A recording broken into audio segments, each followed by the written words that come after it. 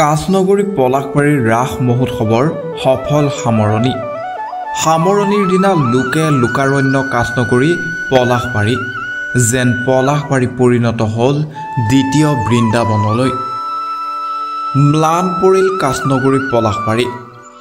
এপশেষ ধৰি উদুলি মুদুলি হৈ থকা ঐতিহ্যমণ্ডিত পলাশবাৰী নিমাত, কিয়নো 15 দিনীয়াকৈ অনুষ্ঠিত হোৱা ৰাস মহোৎসৱৰ বাবে প্ৰায় এমাহ আগৰ পৰাই পলাশবাৰীয়ে নতুন ৰূপেৰে জীপাল হৈ উঠিছিল। ৰাস মহোৎসৱৰ বাবে পলাশবাৰী দ্বিতীয় বৃন্দাবনলৈ পৰ্যবেক্ষিত হৈ পৰিছিল।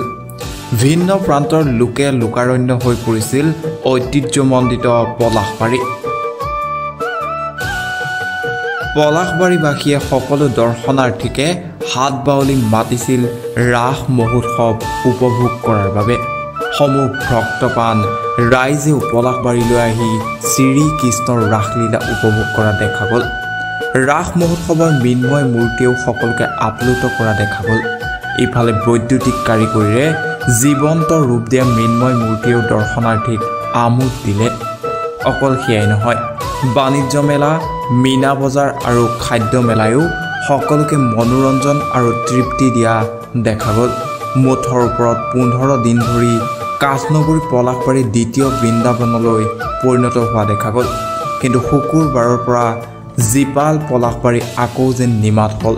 কাৰণ শুকুৰবাৰে ৭৮তম পলাশবাৰী ৰাস মহোৎসৱৰ সামৰণি পৰিল। সেই দুখত যেন এতিয়া পলাশবাৰীৰ চকুলো টুকিছে। আকৌ এবছৰ পিছত জীপাল হোৱাৰ বাবে এতিয়া কাছনগৰী পলাশবাৰীয়ে অপেক্ষা কৰিব লাগিব। আপোনালোকে সকলোৱে জ্ঞাত যে আমি এইবাৰ ৭৮তম পলাশবাৰী ৰাস মহোৎসৱ এইবাৰ আয়োজন কৰিছিলোঁ। আমাৰ ৰাস কমিটিৰ অক্লান চেষ্টাত এইবাৰো আমাৰ পলাশবাৰী ৰাস মহোৎসৱে অত্যন্ত শান্তি আৰু শৃংখলাবদ্ধভাৱে এই ৰাস আয়োজন কৰিছিল। আজি অন্তিমটো দিন। ইমান বৃহৎ লক্ষ লক্ষ মানুহ, লক্ষ লক্ষ পলাশবাৰী সমষ্টি পূৰা সমষ্টিত ক'তো ভৰি দিব নোৱাৰা এটা অৱস্থা। লক্ষ লক্ষ মানুহৰ উপস্থিতি, কিন্তু অত্যন্ত শৃংখলাবদ্ধভাৱে আমাৰ পলাশবাৰী ৰাস মহোৎসৱে এইবাৰ এই ৰাস মহোৎসৱ আয়োজন কৰিছে। আৰু দেখিছোঁ যে এতিয়ালৈ কোনো ধৰণৰ অপ্ৰীতিকৰ ঘটনা হোৱা নাই। আমি সমূহ ৰাইজক স্থানীয় বিধায়ক হিচাপে ধন্যবাদ জ্ঞাপন কৰিছোঁ।